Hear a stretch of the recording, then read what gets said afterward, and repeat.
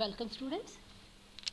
I am Rekha HG, Assistant Professor of History, GFGC Vijayanagar, Bangalore. I am explaining OPEC, Organization of Petroleum Exporting Countries, Session 22, Semester 6, Contemporary Word. Okay, OPEC.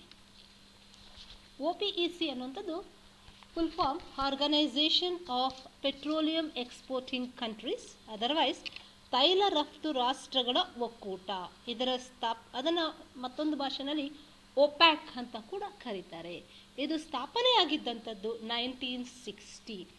So why it was establish, ಯಾವ ಕಾರಣಕ್ಕಾಗಿ ಈ OPEC introduce ಮಾಡ್ಕೋತಾರೆ, establish ಮಾಡ್ಕೋತಾರೆ ಅಂದರೆ ಹಲವಾರು ಸಮಸ್ಯೆಗಳು ಈ ಮಧ್ಯಪ್ರಾಚ್ಯ, ಏಷ್ಯಾ, ಅರಬ್ ಪರ್ಯಾಯ ದ್ವೀಪ ರಾಷ್ಟ್ರಗಳಲ್ಲಿ ಇರುವಂಥದ್ದು.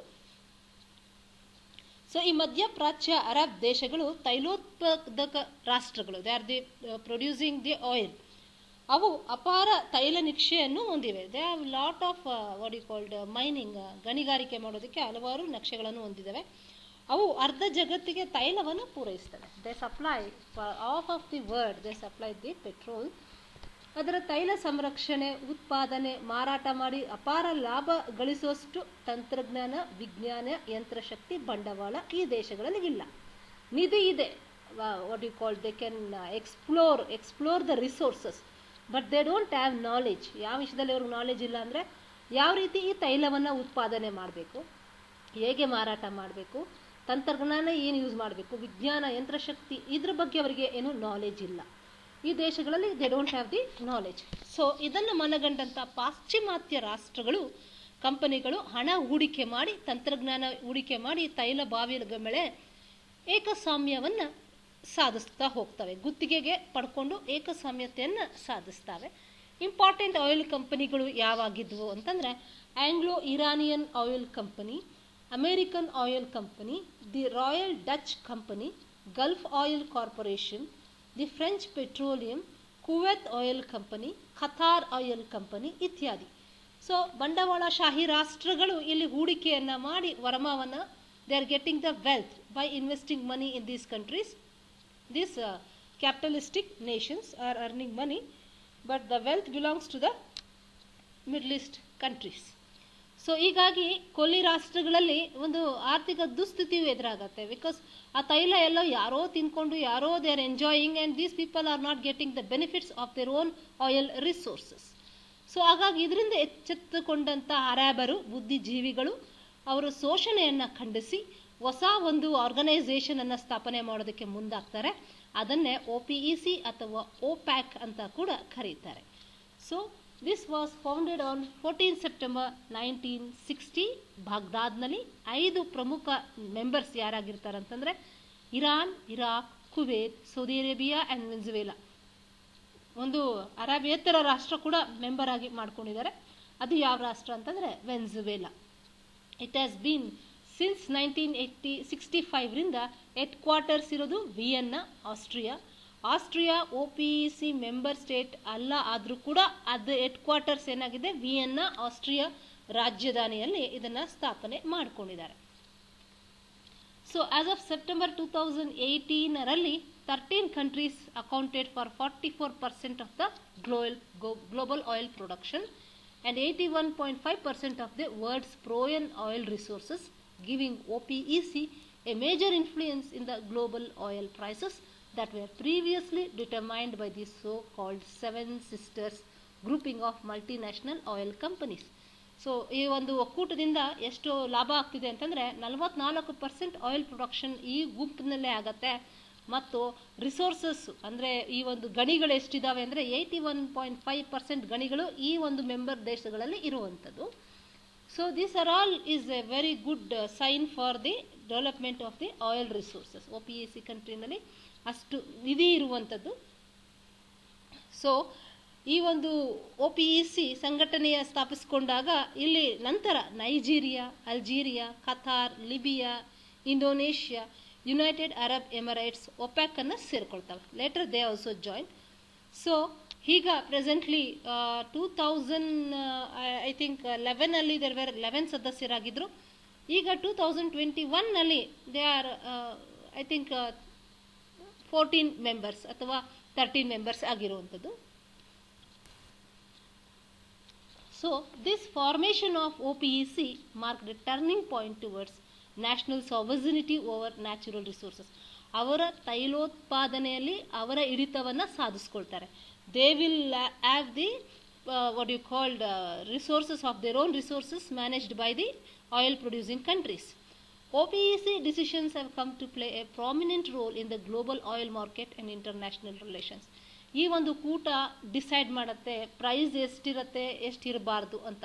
ಈಗ ಗ್ಲೋಬಲ್ ಪ್ರೈಸ್, ಸೊ ಇಂಡಿಯಾದು ಮೇಯ್ನಾಗಿ ಇಂಪೋರ್ಟ್ಸ್ ಏನಿದೆ, ಆಮದು ಏನಿದೆ ಅಂತಂದರೆ ಪೆಟ್ರೋಲಿಯಂ ಪ್ರಾಡಕ್ಟ್ಸ್ ಮತ್ತು ಕ್ಯಾಪಿಟಲ್ ಗೂಡ್ಸ್. ಸೊ ಇನ್ಫ್ಲೇಷನ್, ಹಣದುಬ್ಬರ ಹೆಚ್ಚಾಗಿ ಇಂಡಿಯಾನಲ್ಲಿ ಯಾಕೆ ಆಗ್ತಿದೆ ಅಂತಂದರೆ because of the price of the petroleum rise ಆಗ್ತಾ ಇದೆ ಅಂತಂದರೆ ನಮ್ಮಲ್ಲೂ ಬೆಲೆ ಹೆಚ್ಚಾಗ್ತಾ ಇರುತ್ತೆ. ದಿನನಿತ್ಯ ಬಳಕೆ ಮಾಡುವಂಥ ಪದಾರ್ಥ ಆಗಿರೋದ್ರಿಂದ ಪೆಟ್ರೋಲಿಯಂ ಬೆಲೆ ಏರಿಕೆ ಆದರೆ ನಮ್ಮಲ್ಲಿ ಇನ್ಫ್ಲೇಷನ್, ಹಣದುಬ್ಬರ ಕೂಡ ಹೆಚ್ಚಾಗೋದು because of this what you called oil price. So ಇದನ್ನು ಡಿಸೈಡ್ ಮಾಡೋರು ಯಾರಂದರೆ members will decide the price. So ಹಾಗಾಗಿ ಎಕನಾಮಿಸ್ಟ್, ಆರ್ಥಿಕ ತಜ್ಞರು OPEC ಯಾವಾಗಲೂ text book example of cartel ಅಂತ ಕೂಡ ಕರೀತಾರೆ. So OPEC membership accounted for more than half of the world wide oil ಪ್ರೊಡಕ್ಷನ್ಗೆ ಈ ಮೆಂಬರ್ಶಿಪ್ ಆಗುತ್ತೆ. ಸೊ ಹಾಗೆ ಅದೇ ರೀತಿ ಅವರದ್ದೇ ಆದಂತಹ ಧ್ಯೇಯೋದ್ದೇಶಗಳಿರುವಂಥದ್ದು. ಏನಿದೆ ಧ್ಯೇಯೋದ್ದೇಶಗಳು ಅಂತಂದರೆ ತೈಲ ಬೆಲೆಯಲ್ಲಿ ಸ್ಥಿರತೆ ಕಾಪಾಡುವುದು, ತುಂಬ ಓಲೆಟೈಲ್ ಆಗಿರಬಾರ್ದು, ಬೆಲೆ ತುಂಬ ಏರೋದು ಇಳಿಯೋದು ಆಗೋದು ಬೇಡ. ಸೊ ತೈಲಕ್ಕೆ ಏಕರೀತಿಯ ಬೆಲೆ ನಿಗದಿ, ಯೂನಿಫಾರ್ಮ್ ಪ್ರೈಸನ್ನು ಫಿಕ್ಸ್ ಮಾಡಬೇಕು. ಎಷ್ಟೋ ದೇಶಗಳಿರ್ಬೋದು ಆಯಿಲ್ ಪ್ರೊಡ್ಯೂಸ್ ಮಾಡೋರು, ಆದರೆ ಪ್ರೈಸ್ ಒಂದೇ ಫಿಕ್ಸ್ ಮಾಡಬೇಕು. ಏಕರೀತಿಯ ಪೆಟ್ರೋಲಿಯಂ ನೀತಿಯನ್ನು ಪಾಲಿಸುವಂಥದ್ದು. ನಿರಂತರವಾಗಿ ತೈಲವನ್ನು ಉತ್ಪಾದನೆ ಮಾಡ್ತಾ ಇರಬೇಕು. It should not given a break ಕೊಡಬಾರ್ದು. ನಿರಂತರವಾಗಿ ಈ ಉತ್ಪಾದನೆಯನ್ನು ಮಾಡ್ತಾ ಹೋಗುವಂಥದ್ದು. ತೈಲ ಸಂಸ್ಕರಣೆಯಲ್ಲಿ ಆಗುತ್ತಿದ್ದ ತಾಂತ್ರಿಕ ಸಮಸ್ಯೆಗಳನ್ನು ನಿವಾರಿಸುವುದು, ಏನು ತಾಂತ್ರಿಕ ಸಮಸ್ಯೆ ಆಗಬಾರದು. ಏಕರೀತಿಯ ಸುಂಕವನ್ನು ಜಾರಿಗೆ ತರುವುದು. ಸೊ ಕಸ್ಟಮ್ಸ್ ಕೂಡ ಒಂದು ಯೂನಿಫಾರ್ಮಿಟಿ ಆದ ಕಸ್ಟಮ್ಸ್ ಪ್ರೈಸ್ ಕೂಡ ತರುವಂಥದ್ದು. ಪಾಶ್ಚಾತ್ಯ ತೈಲ ಕಂಪನಿಗಳ ಮೇಲೆ ನಿಯಂತ್ರಣ ಸಾಧಿಸುವಂಥದ್ದು. ಯಾರ್ಯಾರು ವಿದೇಶಿಯರು ಆ ದೇಶಗಳಲ್ಲಿ ಕಂಪನಿ ಸ್ಥಾಪನೆ ಮಾಡಿರ್ತಾರೋ ಅದರ ನಿಯಂತ್ರಣ ಆ ಒಂದು ಪೆಟ್ರೋಲ್ ರಾಷ್ಟ್ರಗಳಿಗೆ ಕೊಡುವಂಥದ್ದು. ತೈಲ ಉತ್ಪಾದಕ ಹಾಗೂ ಮಾರಾಟ ಕಂಪನಿಗಳ ವಿದೇಶಿಗಳ ನಡುವೆ ಲಾಭ ಸಾಮಾನ್ಯವಾಗಿರುವಂಥದ್ದು, ಅದನ್ನು ಕಡಿಮೆ ಮಾಡಿ ಇವರು ಹೆಚ್ಚು ಲಾಭ ಮಾಡಿಕೊಳ್ಳುವ ಒಂದು ಪ್ರಯತ್ನ ಮಾಡುವಂಥದ್ದು. ಸದಸ್ಯ ರಾಷ್ಟ್ರಗಳ ನಡುವೆ ಸಹಯೋಗ ಮೊದಲಾದದ್ದು ಒಪೆಕ್ಕಿನ ಉದ್ದೇಶ ಇರುತ್ತೆ. ಸೊ ಈ ಉದ್ದೇಶಕ್ಕಾಗಿ ತನ್ನದೇ ಆದ ಗವರ್ನರ್ ಮಂಡಳಿ, ಒಂದು ಮಾರ್ಕೆಟಿಂಗ್ ಕಮಿಟಿ, ಆರ್ಥಿಕ ಸಮಿತಿ, ಅಂತಾರಾಷ್ಟ್ರೀಯ ನಿಧಿಗಳನ್ನು ಸ್ಥಾಪನೆ ಮಾಡಿಕೊಂಡಿರುವಂಥದ್ದು. ಅದೇ as I told you, these are all the objectives: ensuring an economic, efficient, regular supply of petroleum to consuming nation with adequate return of the investment. ಯಾವ್ಯಾವ ದೇಶಗಳು ಪೆಟ್ರೋಲನ್ನು ಬಳಕೆ ಮಾಡ್ತಾವೋ ಆ ರಾಷ್ಟ್ರಗಳಿಗೆ ಒಂದು ನಿಗದಿತವಾಗಿ ಪೆಟ್ರೋಲನ್ನು ಸಪ್ಲೈ ಮಾಡೋದು. ಬೇಕಂತ ಬೆಲೆ ಏರಿಕೆ ಮಾಡೋದು, ಬೇಕಂತ ಕುಸಿತ ಮಾಡೋದು ಬೇಡ. ನಿರಂತರವಾಗಿ ಉತ್ಪಾದನೆ ಮಾಡೋಣ.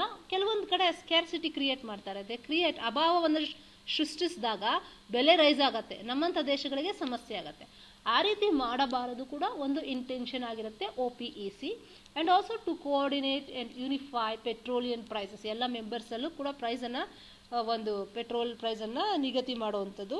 ಮತ್ತು ಸ್ಟೇಬಲ್ ಪ್ರೈಸ್, ಒಂದು ಸ್ಥಿರವಾದ ಬೆಲೆ ಪೆಟ್ರೋಲಿಯಂಗೆ. ಮತ್ತು ಪೆಟ್ರೋಲ್ ಉತ್ಪಾದನೆ ಮಾಡೋರಿಗೂ ಲಾಭ ಆಗಬೇಕು, ಅದನ್ನು ಬಳಕೆ ಮಾಡೋರಿಗೂ ಲಾಭ ಆಗಬೇಕು. There should be benefit for both the producer of the petrol and also consumer of the petrol. With this intention only they are going to formulate the policies in the OPEC. And an efficient economic and regular supply of petroleum to consuming nation.